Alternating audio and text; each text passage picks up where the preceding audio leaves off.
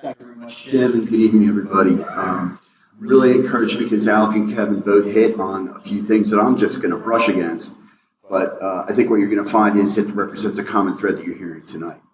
So what we want to talk about today are the challenges that are encountered from a contractor's perspective, the challenges encountered in attempting to behave with a level of carbon responsibility, and what's worked well and why did it work. So a long time ago, I came out of Pennsylvania State University, and a long time ago, Todd Blackledge was the quarterback then, and I began my career designing buildings, and I did that for about 18 years. Worked for the CAGLI organization, which it was a great experience, and I learned how to design buildings. I went from designing beams and columns to designing entire buildings, and then writing specifications. And then, 18 years later, I kind of was given an offer I couldn't refuse to jump the fence and become a contractor. And I took that challenge and jumped over, and I thought, it can't be that hard because I've been creating specifications and plans all these years. It's going to be easy to work from them. Well, guess what? I found out it's not that easy because, I spent 2 decades designing these buildings, and, there's a lot more to it than just plans and specifications. And at that point, an old concrete hand showed me this. He said, in concrete construction, you can have any 2 of these 3 things. You can have it fast, you can have it cheap, and you can have it pretty, but you can't have all 3. And that's where things start to break down because, as you heard Alec mention, that there's risk involved on many parties. There's risk involved from the design professional, from the concrete supplier, from the concrete contractor. It's a concrete contract or a contract to build a building, and we're a business. We're all a business. Nobody's doing or behaving in a carbon responsible manner out of the goodness of their heart. We're all businessmen. We're all here to make a profit. And so we realize that when we execute that contract in a way that we cover all our costs, cover our overhead, maybe there's a little bit of pile of money left over at the very end and everybody goes home happy with a Lamborghini, but usually it's not that much. But owners, that's also a business endeavor. And an owner is the one that decides what they want. Do they want it fast and cheap? Do they want it cheap and pretty? Or do they want it fast and pretty? So they have a vision or an expectation of what they really want. Sometimes they don't realize that they can only have 2 of those 3. So let's talk now about carbon responsibility. I'm going to rejigger that little diagram and say you can have it fast, you can have it cheap, you can have it pretty, or crack free, which is a misnomer, really flat and level. We'll build it to super tight tolerances, or a high level of carbon responsibility, but you can't have all 3.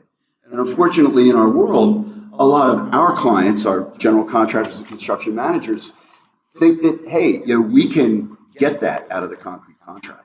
We'll get it. It will be the first. We'll be the very first one to ever do that. But it's not that easy.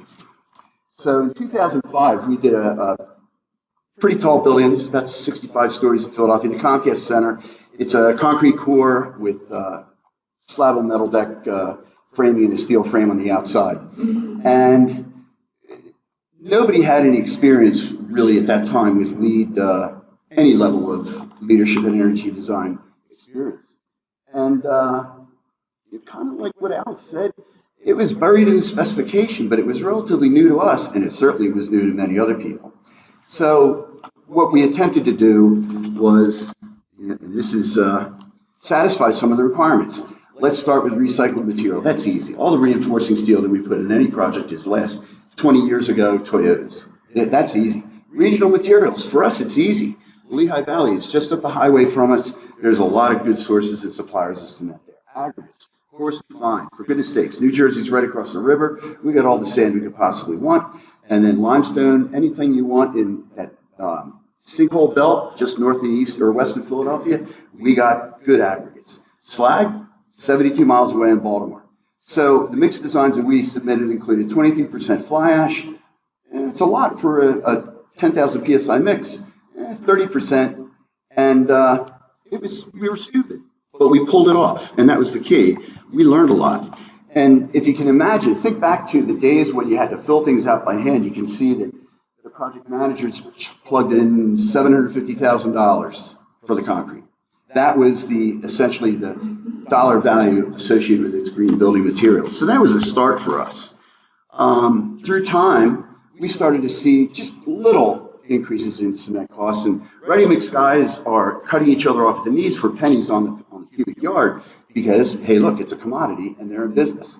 So we started to see slag and fly ash creep into some of our mixes. And that's good. You just saw the benefit there at the Comcast project. And then fast forwarding then, as LEED had been revised and updated and issued, they began to really push more cement reductions.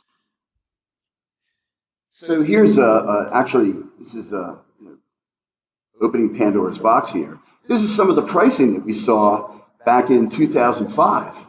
Look at that. 5,000 PSI for $64. That's exclusive of freight. I don't know. Anybody want to take a guess what that would cost today? It's probably almost 180% of that. So there are costs involved. So we started to see slag creeping into our work. And we had a general superintendent who was a real tough guy to argue with. He was a former Mr. Pennsylvania bodybuilder, like Arnold Schwarzenegger. Big guy. And he was pretty blunt, shall we say. Phil Lyons is in the room. He met the guy. He could tell you all about him. He put his foot down and said, no slag or fly ash in any flat work mix. And his concerns were the set time was definitely a little bit slower and harder to finish. It was actually pretty easy to pump because you get a lot of paste if you have a lot of slag in a mix. As time went on, we learned how to finish and place that material, and the concern went away. And it also became an advantage because it did help in terms of carbon responsibility. So now here we are, as the USGBC has continued to evolve and refine their strategy. They've done a few things to try to foster a higher level of carbon responsibility. And one thing, it's pretty obvious. You can sharpen your pencil and do a thrifty design. Why is that slab 10 inches? I'm going to make it 8. I'm going to reduce the volume of concrete in my structure and therefore reduce the total imprint into our environment. Those are fairly straightforward and they're tangible things you can do. Let's optimize reinforcing steel. Let's go with some crazy patterns and reduce it from 9.5 pounds per square foot for that building. We'll take it down to 8. All these remarkable things, but some of these have a cost. Some of these in part kind of unsuspected costs.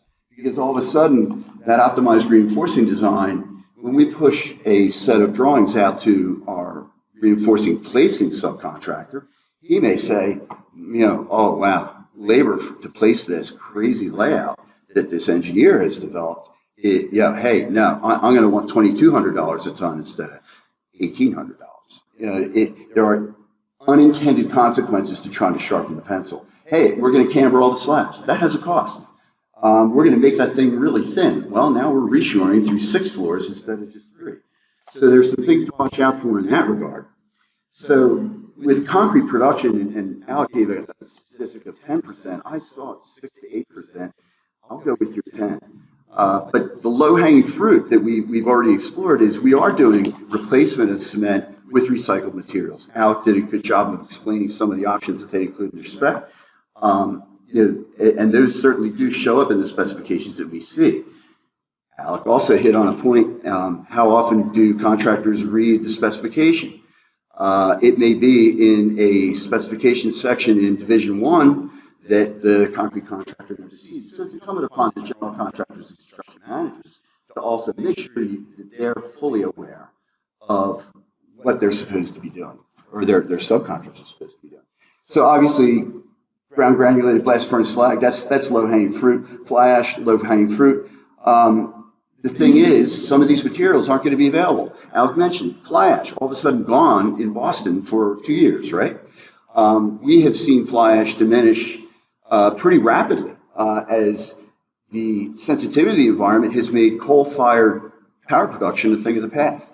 Slag is starting to disappear also from our understanding because obviously, steel, iron ore blast furnaces, they're pretty energy intensive and they may have more of a carbon footprint than we think. That's happening overseas now. So you're getting your slag from some other place, not necessarily from somewhere out in Lancaster, Pennsylvania, where they happen to have a steel mill. So you heard a couple of discussions about some of these new strategies that are available in the market.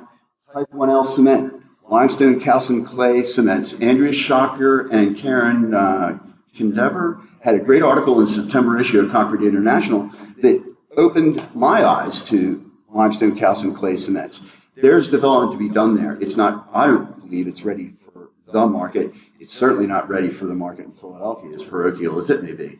However, these are things that are out there. Injection strategies, carbon cure is certain a carbon injection into the mix.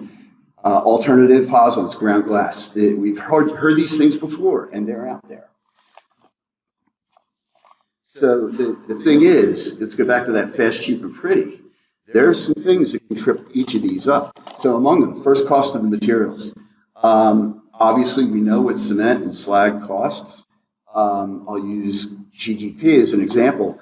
We have no idea what that really is going to cost. We know it would work. I'll get into that in a second. Shipping, if no local sources are available. You may be fouling up your essentially local materials points that you may be trying to get if you're bringing it in from a long way away. Infrastructure costs. Ready-mix guys that we deal with have two silos, one for slag, one for cement. What they have told me, the cost to add another silo and modify the control system and the batching system is just prohibitive. And until somebody's willing to come along and underwrite that, they're not interested in doing it.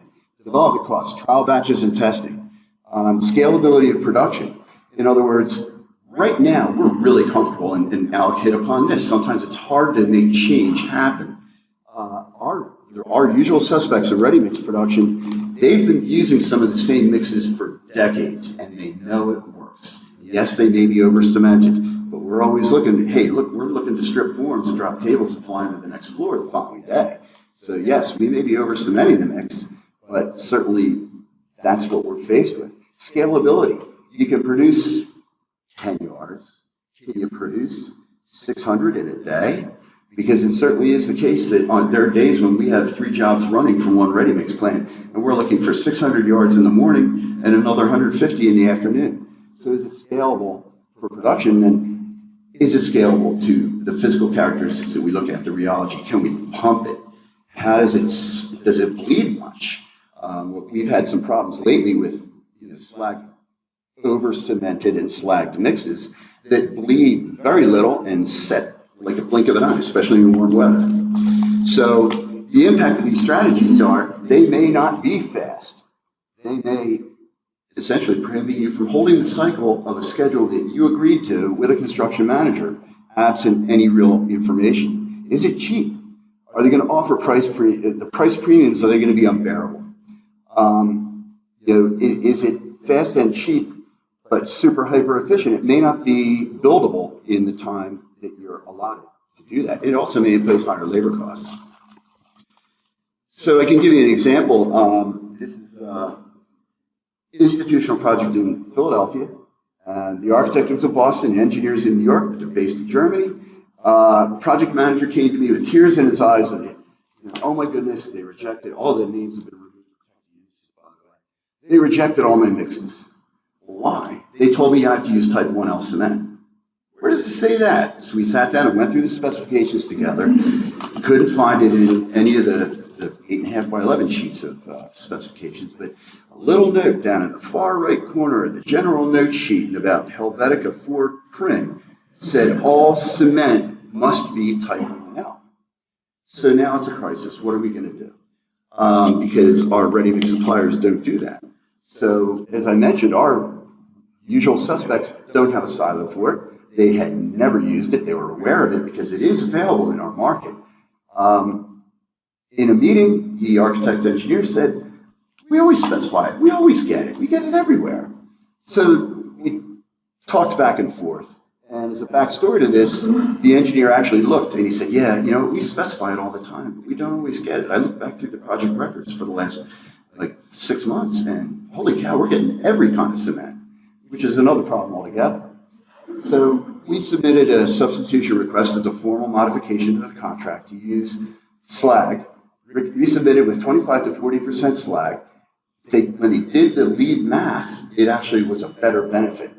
And there's a lot of literature that we presented to them to demonstrate that it enhanced the durability, which that's a win across the board. And basically, we were using mixes that we used before we were able to demonstrate with hard numbers exactly what we had done. So here's another example, and this addresses ground grass Pozzolan. An owner that's based in New York is developing a residential building in Philadelphia, and it's going to be fairly big. They called us, I guess, back in the spring and said, "Hey, we'd like to use ground glass Pozzolan in the concrete on this 26,000 cubic yard project. Maybe it's 46,000. It's big. It's about 36 stories." They presented us with a bunch of information that they had used on a project that they were the developer for in New York. And City College of New York had done a study where they had developed a bunch of production lots of the concrete. They first went through a trial batch process. Now, I'm not sure who underwrote that, but obviously there was a cost associated with that. They did 3 trial pours and essentially trying to scale it up so it would be usable. And guess what? They found out a lot of interesting things. It was identified that there were costs associated with the initial cost of shipping, infrastructure costs. Now, our ready-mix guys would have to add a silo and a bunch of additional controls. They'd have to develop mixes. Is it scalable to production size? Can we reliably get the strengths every single day for years on end? And how fast will we get to the point where we have that knowledge? Those things all played a role in the discussions on that project. They presented some data, which is really, it's kind of interesting. There's a whole bunch of curves. But this stuff works. It really does work. And it may not work as fast as we want it to, but the conclusions that the paper reached was, hey, it has shown that there are 2 feasible ways of producing the ground glass Pozzolan concrete. Add it manually to the conveyor belt. Anybody ever try to do that? Everybody try to load like cement onto a conveyor belt? How many bags did you last? If you lasted more than 20, holy cow, you should be Mr. Pennsylvania. That's like brutal labor work. Otherwise, you can use a dedicated silo and modify your batching control equipment in your batching system. Because I'm not sure how many engineers ever spend time in a batching plant. If they actually went back where the rotating drum is for a plant mix, it's incredible, the machinery that's back there. The trial mix designs, they showed we can get the strengths. And it doesn't lag that much farther behind conventional concrete. So yeah, okay, great. Here's another example, and this is a success. And this gets back to communication between all the parties. We were brought in on a project for a hospital in Philadelphia. It was an integrated project delivery approach, which I'm not sure if everybody's familiar with that. Essentially, you sign on basically the work cost, and at the end of the day, if our money's big enough, you all get sharing. We refused to do that. We said, here's our number, thank you very much, and they hired us. But we got involved in January with an anticipated start of May, and the foundations had not been done. They didn't want to that. They had a very good geotechnical engineer, and the demolition had been done. They were able to do, I think that's 400 borings. They developed a modular subgrade elasticity and really tuned this mat. And they started to talk to us about, well, we'd like to go 6 foot here and 9 feet here and 11 feet there. Let's try to make it all one thickness. We worked with them to refine the reinforcing, but the most important thing that's relevant to what we're talking about is there was a lead consultant on the project.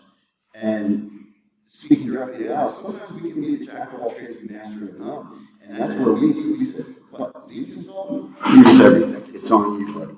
And it worked. Because they asked the question, what can we do to maximize our lead opportunities here? And the key is, this was really, really early in the project. So we began to sit down and examine what we could and couldn't do, and gradually working down to the point where we got down to our basic toolkit. We're going to use slag. We're going to use local materials. Those were key, but also looking at how much time we had to fool around with things. We were able to say to them, right here, we got a mat mix design, mat concrete will perform like you wouldn't believe, 60% slag, 40% cement, let's go. And it won't break the bank either. So we started to build these things, and they're huge. I think the biggest pour was 10,000 yards. We wanted to pour in at night, obviously, because that's what you do. But the whole key here is that we worked as a team to do that. The designers and builders got together early in the process and identified what the limitations are, and researched what was available locally. You heard Alex talk about, in some areas the material is not necessarily available, and use 1L cement. Hearing an engineer say, we get it on all our projects all over the country. No, you don't. If you think you are, you're fooling yourself. But research what is readily available locally. Have a sincere discussion about carbon responsibility, because if you go back to the three things, you usually only have two. And if you are committed to reducing the carbon footprint of a project, there may be costs. And who is responsible for handling that cost falls back to the owners. Because again, we're all in this to be businessmen. Nobody's here out of the goodness of their heart. The ownership is one of the big hurdles to getting carbon responsibility in place. Because there is a premium cost associated with it, and until the people that fund the projects and the end users understand that, it's going to be harder to get that going. So I'd like to thank everybody here. Placing concrete can be really boring if you look closely. His eyes are closed. So thank you very much.